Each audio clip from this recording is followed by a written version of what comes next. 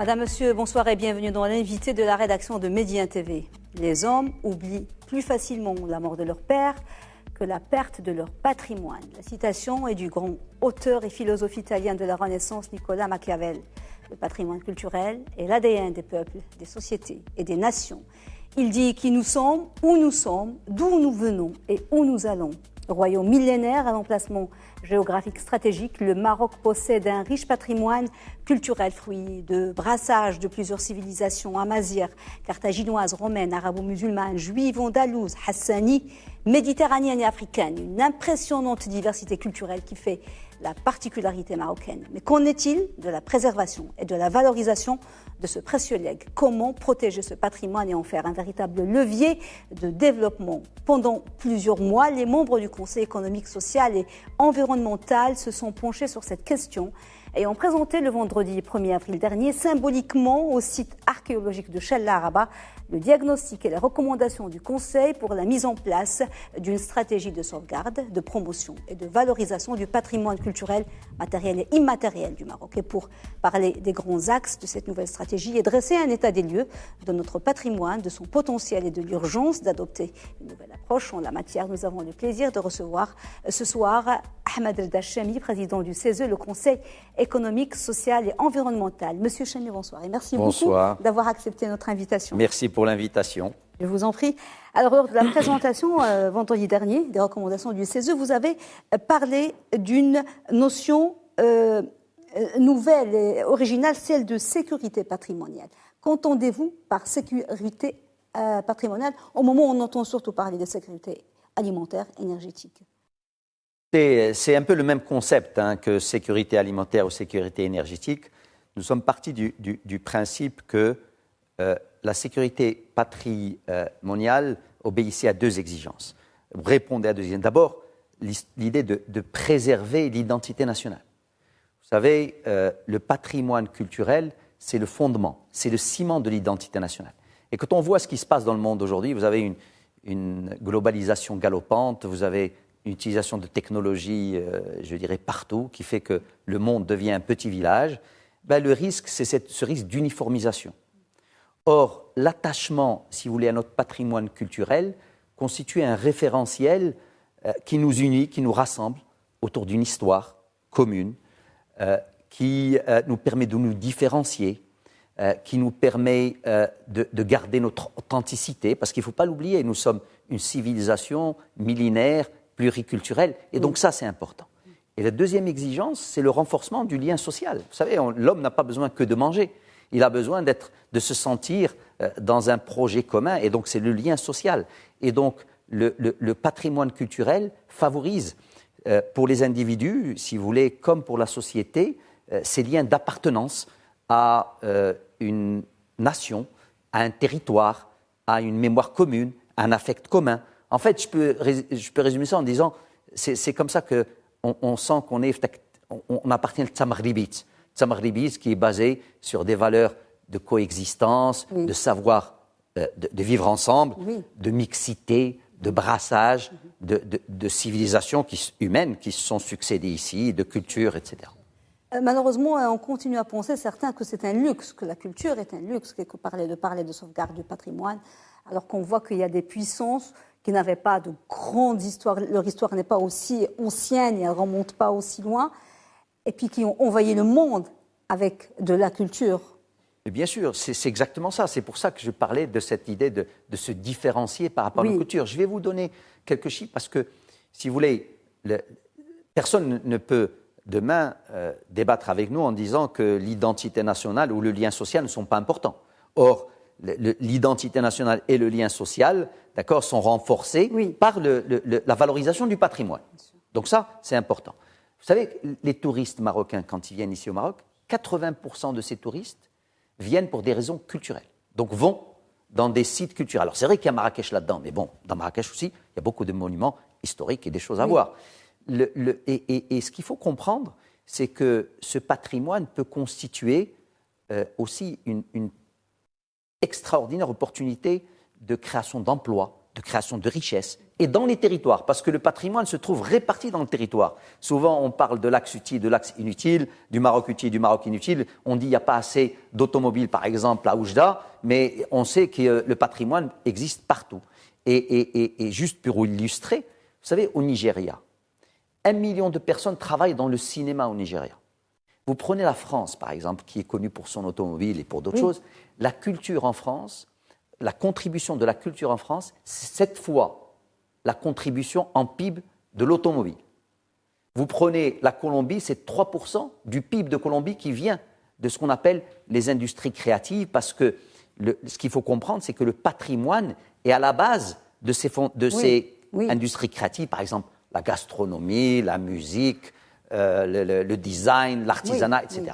Oui. Alors, il ressort de votre rapport qu'il y a des bâtiments historiques mal entretenus, un patrimoine culturel immatériel pas valorisé, une faible attractivité de l'offre patrimoniale. Ce sont quelques constats de votre rapport. Mais est-ce que la situation est réellement alarmante? Est-ce que notre patrimoine est en péril? Qu'est-ce qui ressort principalement de votre travail? Vous savez, nous, quand on prend un sujet au niveau du Conseil, on va toujours faire un état des lieux. Oui. Et on va être, vraiment, nous sommes apolitiques au Conseil, et donc on fait un état des lieux qui est un état des lieux objectif, et donc on signale les défaillances comme on signale les forces. Oui. Si vous le permettez, je voudrais juste, avant de rentrer dans cette évaluation, si vous voulez, de faire cet état des lieux, parler de la richesse du patrimoine. Vous savez, nous avons un patrimoine, il faut partir de là déjà, avant de dire est-ce qu'on peut le valoriser, le sauvegarder, etc. Est-ce qu'il existe? Oui. Nous avons un patrimoine juste extraordinaire, riche, diversifié, se trouve réparti un peu partout au Maroc. Et je vais vous donner quelques illustrations. Prenez par exemple où il y a eu beaucoup de travail de fait. Donc là, on parle de choses qui n'ont pas été restaurées, mais il y a eu beaucoup de travail de fait par les différents ministres qui se sont succédés. Prenez par exemple aujourd'hui toute l'organisation d'événements culturels, de festivals, etc. Vous savez, vous avez le festival de Fès, vous avez le festival, je connais Sophie, vous avez le festival des Saouira. On a même 3 à Fès pour voilà, exactement. Celui le de festival Tantane. des Saouira, celui de Tantane, le Moussem de Tantane. Vous avez Rabat, vous avez Souira, etc. Qui font qu'aujourd'hui le Maroc a un rayonnement régional et international, un rayonnement culturel. Ça, c'est la première des choses. Deuxième des choses, prenez la liste, si vous voulez, le patrimoine, je dirais, mondial, qui est inscrit, si vous voulez, auprès de l'UNESCO. Ben, vous allez trouver qu'on a d'abord ce qu'on appelle l'art de la Tziboreda. Voilà, Tziboreda. Quand les Marocains pensent Tziboreda, ils pensent, je dirais, un moment festif. Mais c'est un art. C'est même reconnu par l'UNESCO comme, je dirais, patrimoine universel ou la mondial de l'humanité. Donc, l'art de la Tziboreda, vous avez l'art Gnawa, vous avez la danse Tiskiwin, vous avez le Moussem de Tantane, vous avez le festival des cerisiers de Sfro, vous avez Shella, vous avez Rabat en tant que ville, donc la place Jemaa el-Fna. Donc vous avez des choses extraordinaires qui sont là, reconnues par, je dirais, le monde entier. Et vous avez aussi toute l'activité aujourd'hui au niveau des musées, d'accord, que ce soit privé ou public. Et franchement, la Fondation a fait beaucoup de travail là-dessus. Donc ces musées sont reconnus aujourd'hui aussi bien pour leur collection, le niveau de ce qu'ils préservent, donc de ce patrimoine qu'ils préservent, qu'au niveau des normes, je dirais, de gestion, et donc qui sont des normes internationales. Et donc, on a fait beaucoup de choses. Maintenant, il y a des choses, effectivement, on n'a pas fait assez, et c'est ce qu'on dit. Et on essaie, nous, de comprendre les raisons. Et sur les raisons, si vous le permettez, d'abord, on dit qu'il n'y a pas de stratégie nationale pour la protection, la sauvegarde et la valorisation du patrimoine. Ça, c'est important. Il faut avoir une stratégie nationale. Deuxième des choses qu'on a remarqué, c'est que la gouvernance est en silo, elle n'est pas assez efficace. Troisième des choses, c'est qu'il n'y a pas assez de moyens, si vous voulez. Ça demande beaucoup de moyens. Et donc ça, il faut... On en a parlé, le budget, il est vraiment maigre, insignifiant, 0,3% du budget de l'État. Donc si vous voulez, c'est peu. C'est très peu. Quatrième des choses, il n'y a pas de territorialisation, si vous voulez, d'un semblant de stratégie, si vous voulez. Les territoires ne sont pas impliqués dans la gestion du patrimoine. Les territoires et peut-être le secteur privé aussi, parce que l'État ne peut pas tout faire. Alors, on le fait. On a fait des partenariats publics-privés, mais si vous voulez, les territoires ne sont pas impliqués. Il y a aussi un autre point qui manque aujourd'hui, si vous voulez, c'est qu'il n'y a pas assez d'efforts faits dans l'inventaire, si vous voulez, de ce patrimoine, dans la codification, et on y reviendra, la codification est très importante, si vous voulez, pour préserver tout ce qui est immatériel, d'accord. Et donc, il n'y a pas d'utilisation de technologies suffisantes, d'accord. Donc, tout cela fait que nous avons une situation qui a besoin d'être améliorée pour valoriser encore, préserver et valoriser encore. On a des diamants, mais ils sont bruts, et il faut aussi, vous avez parlé des budgets qui sont maigres et de la non faible implication des institutions et puis du privé. Mais quand la culture, ils comprendront qu'elle peut être rentable. Source, absolument. Et avoir des retombées financières, là, ils pourront... absolument. C'est ça, absolument. en fait. Alors, absolument. Justement, je voulais vous poser, M. Chemi, une question sur l'approche que vous avez adoptée pour mener cette étude, surtout que c'est très difficile quand on commence à toucher au patrimoine immatériel. Quelle approche? Est-ce que vos équipes se sont déplacées dans les différentes régions du Maroc? Oui. Alors, nous, ce qu'on fait, on a une approche qui est aujourd'hui rodée. Vous savez, ça fait 11 ans que cette institution existe. Elle travaille sur différents sujets. Là, le sujet, c'est le patrimoine, mais on peut travailler sur des sujets un peu moins artistiques ou un peu moins... Plus techniques. Un peu plus techniques, si vous voulez, comme la fiscalité, par exemple. D'accord. C'est moins poétique. D'accord. Et donc, nous faisons des auditions principalement. Donc, dans ce cas de figure, et bien sûr, nous faisons des auditions, donc nous écoutons, je dirais, toute partie prenante. Donc, dans le cas de figure, nous avons fait plus d'une 40aine d'auditions. Nous avons écouté, bien sûr, les départements ministériels, les responsables régionaux, parce que, quand je dis, ça doit se décliner dans les territoires. Nous avons entendu des experts, nous avons entendu l'UNESCO, nous avons entendu l'ICESCO, nous avons entendu des personnes impliquées, par exemple, Ronda, dans le Fendranata, nous avons écouté l'Hal, qui est dans le chef dans l'art culinaire, nous avons écouté Albert Sasson pour l'héritage juif. Et bien sûr, nos membres aussi, qui viennent de différents horizons, apportent, je dirais, leur savoir-faire pour élaborer ce rapport. Mais ce qui est aussi important, c'est que nous avons écouté aussi la société civile. D'accord ? Très important. Les ONG qui sont impliquées dans ce genre. Pour ce qui est de l'immatériel, nous avons focalisé sur 3 domaines de l'immatériel, sur l'artisanat, sur la gastronomie et sur la musique.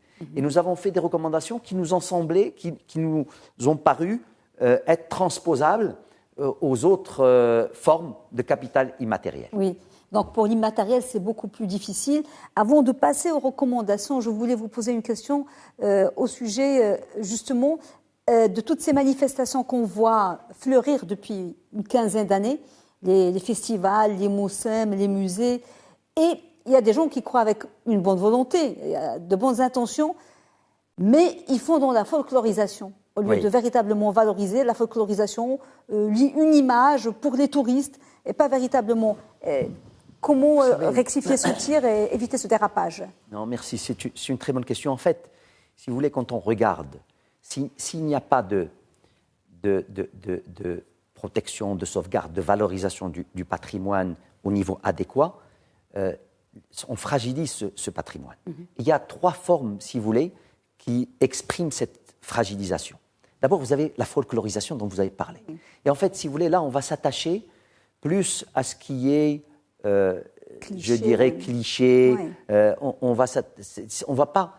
Et donc, au folklore, en fait, d'accord. Et donc, on ne va pas reconnaître la valeur, je dirais, de ce patrimoine, d'accord. L'essence, c'est l'authenticité. L'authenticité, l'histoire de ce patrimoine. Par exemple, Or, le patrimoine ne doit pas être dans la folklorisation. Le patrimoine doit raconter une histoire universelle. Il doit relier les gens entre eux, où qu'ils soient, parce que c'est des valeurs universelles. Prenez par exemple le Gnawa. Quand vous prenez le Gnawa, vous avez un Américain qui vient et qui écoute le Gnawa. Lui, ça lui rappelle un peu le blues, si vous voulez. C'est quoi le lien entre le Gnawa et le blues américain? C'est le rythme, c'est la musique. C'est ça les dimensions universelles dont je parle. On n'est pas dans la folklorisation, on n'est pas dans le folklore. Et puis l'origine des Afro-Américains, et puis le Gnawa, c'est une réussite du festival parce que des fusions magnifiques sont nées entre des musiciens gnawi et des musiciens américains ou européens. Absolument. Et donc c'est la valeur ajoutée dont vous parliez. Comment faire développer, pas moderniser, mais décliner. Vous avez parlé de la gastronomie qui est l'une des gastronomies classées mondialement 3e, mais comment la réinventer? Alors justement, ce point-là, madame, dans la gastronomie, les gens, on a eu un débat très intéressant qu'on a suivi après notre rapport sur les réseaux sociaux en disant, oui, mais on n'a pas besoin de codifier. Non, on a besoin de codifier. Ça veut dire quoi, codifier? C'est-à-dire mettre par écrit, si vous voulez, les principes. Oui. D'accord? Parce que quand vous mettez par écrit les principes, vous codifiez. Deuxièmement, vous élargissez la connaissance, vous enrichissez la connaissance par de la recherche académique et scientifique. Qu'est-ce que ça vous permet de faire? Ça vous permet de revisiter, ça vous permet de transmettre. Donc la cuisine, votre cuisine, comme regardez, Top Chef qui passe sur M6 par exemple. On est dans de l'art, d'accord? Eh bien la cuisine marocaine, la gastronomie marocaine peut elle aussi être revisité, préservé. Parfois, on n'a pas besoin de revisiter. Un tagine, je dirais, de poulet aux olives est très bon. Il faut le laisser comme ça, peut-être. Mais il y a des choses qu'on peut changer. Il faut les faire vivre, si vous voulez. Meilleur exemple, le couscous, c'est le premier plat, c'est le plat préféré des Français. Il arrive en tête. Oui, voilà un exemple. Un exemple. Là, on a pu... Alors, comment la culture peut... L'impact est... On n'est pas dans la conquête, mais oui, dans l'influence. C'est du soft power. Mais absolument. Mais bien sûr. Absolument. Et il faut j'espère qu'on aura beaucoup d'exemples comme cela un peu partout. Oui. Si vous le permettez, j'ai parlé tout à l'heure de fragilité, vous avez eu raison de parler de folklorisation, mais il y a deux autres fragilités dont il faut être conscient. D'abord, premièrement, ce qu'on a appelé, nous, la momification du patrimoine. Et en fait, on va gérer d'une manière statique ce patrimoine. Or, ce qu'il faut comprendre, c'est que pour le valoriser, il faut le gérer d'une manière dynamique. Et plus que cela, si vous voulez créer du patrimoine de demain, c'est quoi le patrimoine de demain? C'est encourager les gens aujourd'hui à aller prendre le patrimoine de JD, de la créativité, le revisiter. On vient de parler de ça justement à l'instant. Et ça devient le patrimoine des générations futures. Comme nous, on a hérité des choses des générations précédentes. Autre exemple, on s'ennuyait quand on était jeune, quand on nous passait les troupes folkloriques qui sont extraordinaires, toutes les danses des différentes ahwash, et ce sont des danses magnifiques, mais les gens les font de moins en moins. Cette tradition se perd d'avoir... Oui. C'était des personnes âgées. Bien sûr. Des jeunes peuvent récupérer. Enfin, il y a eu une tentative à un certain moment. Mais bon. Bien sûr. Après, je passerai avec vous, Monsieur Chemi, de ce que recommande principalement le CESE pour transformer justement cette richesse culturelle immatérielle en levier de développement économique, socio-économique, et avoir des retombées concrètes. Quels sont les points clés de votre vision? Si vous voulez, nous, on a dit d'abord il faut avoir cette stratégie nationale de sauvegarde, et de préservation, de sauvegarde et de valorisation. Ça, c'est la chose qui est clé. Et cette stratégie-là doit être territorialisée. Donc ça, c'est le premier point. Ensuite, on a parlé de beaucoup, on a fait plusieurs recommandations, si tu veux, de mesures phares à l'intérieur de cette stratégie. Je vais vous en citer quelques-unes. Première des choses, il faut doter le ministère en charge de moyens financiers, humains et techniques pour qu'il puisse faire convenablement son travail. Et ça, c'est important. Ce niveau de budget n'est pas vraiment suffisant. La deuxième des choses, il faut diversifier les sources de financement.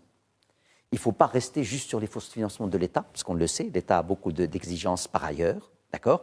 Et donc, il faut introduire les partenariats publics-privés. Donc, aller chercher du financement. On a du financement international, mais il faut aller chercher, je dirais, d'autres financements, des financements innovants, etc., local, fondation, mécénat, etc., etc. Troisième des choses qui nous semble très importante, c'est l'attention particulière qui doit être donnée au patrimoine immatériel. Et on avait parlé, il faut faire des monographies régionales pour qu'on sache. Il faut qu'on sache quelles sont, par exemple, si je fais de la danse à Sousma Sadra, il doit y avoir différentes formes de danse, il faut que j'arrive à les identifier. Deuxième des choses, on en a parlé tout à l'heure, c'est cette idée de codifier et de mieux connaître pour pouvoir justement faire évoluer. Et troisième des choses, vous en avez parlé très rapidement, c'est qu'il faut soutenir les détenteurs de patrimoine immatériel pour qu'ils puissent faire la transmission. Vous allez parler tout à l'heure de la danse, mais prenez le halqa fi Jam' al-Fna. Ça aussi. Il y a des gens qui vont peut-être disparaître demain. Ce sont des chaînes de transmission qui se brisent et qu'on ne retrouvera pas, les mémoires vivantes. Il faut absolument arriver à les financer. Nous avons aussi parlé, bien sûr, de l'introduction des nouvelles technologies, de l'archivage digital. Nous avons encouragé aussi les gens, les entreprises. Il faut encourager les entreprises à aller dans la restauration des sites historiques, des monuments, parce que malheureusement, on fait appel à des gens de l'extérieur. Et cette idée de revisiter, de la créativité, revisiter le patrimoine pour en faire un patrimoine, je dirais, qui sera le patrimoine des nouvelles générations. Absolument. Il y a autre chose que vous avez proposé et qui est très original, c'est la désignation d'une personnalité publique, une sorte de monsieur ou de madame patrimoine pour assurer un plaidoyer et pour, vous dites, sensibiliser à l'importance de la valorisation de notre patrimoine national. Quel intérêt et avantage peut avoir une telle démarche que peut-elle apporter de plus qu'un travail, celui des institutions? Est-ce que déjà la personne doit être faire l'unanimité, doit être franchement... Vous savez, il n'y a personne qui fait l'unanimité, si vous voulez, quand on rentre dans le technique, d'accord? C'est vrai, mais elle doit avoir la légitimité, la légitimité, c'est le mot que je cherchais. La légitimité. Il faut qu'il ait la légitimité, et donc nous, on pense que ça doit être une personne, je dirais, nationale, connue, publique, qui a un véritable, si vous voulez, savoir-faire, qui a une connaissance autour du patrimoine. Il y en a, des femmes et des hommes. On a vu ça sur Berck, par exemple, en France. Oui, Stéphane Bern, absolument. Et donc, vous êtes pour cette démarche. Est-ce que vous avez déjà, enfin, je ne vais pas vous demander de donner des noms, mais est-ce que vous avez déjà benchmarké, vous avez une idée? Non, alors là, justement, et vous faites bien de le dire, parce que nous, ce n'est pas notre rôle. Nous, on pense qu'une personne pareil, femme ou homme, pourrait vraiment, par son engagement, faire la différence. Il ne vient pas se substituer aux autres parties prenantes. Il vient aider les autres parties prenantes. Il va faire du plaidoyer, d'accord, auprès des parties prenantes. Il va être le porte-parole des Marocains pour le patrimoine. Il va lui-même aller chercher, faire du lobbying, chercher des financements innovants, d'accord. Et c'est pour ça qu'on dit, ce serait bien qu'il ait aussi une capacité d'influence à l'international.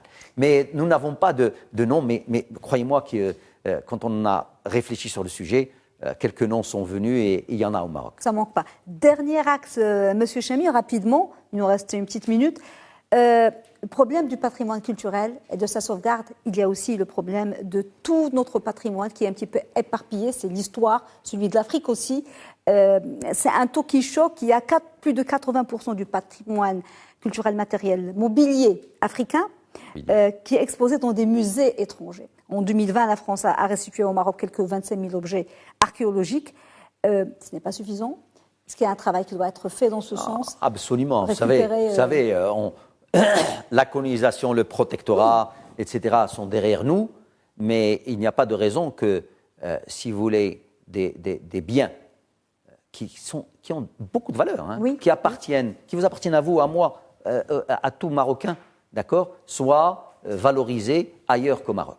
Donc moi, vraiment, oui, et ce monsieur ou cette madame patrimoine pourrait mettre ça dans son plaidoyer pour aller justement, bien sûr, pour ramener ce patrimoine. Il n'y a pas que si vous voulez, on pense ça, mais il y a aussi tous les archives. Les archives, ça aussi, c'est notre histoire, c'est à nous. Et donc, il faut qu'ils reviennent un jour ou l'autre au Maroc. Merci beaucoup, Ahmed Reda Chamy, président du Conseil économique, social et environnemental, d'avoir été avec nous et d'avoir répondu à nos questions. Merci beaucoup, monsieur. Merci à vous. Merci à vous. Madame, monsieur, merci de nous avoir suivis. Bon suivi des programmes sur Média TV. Très belle soirée.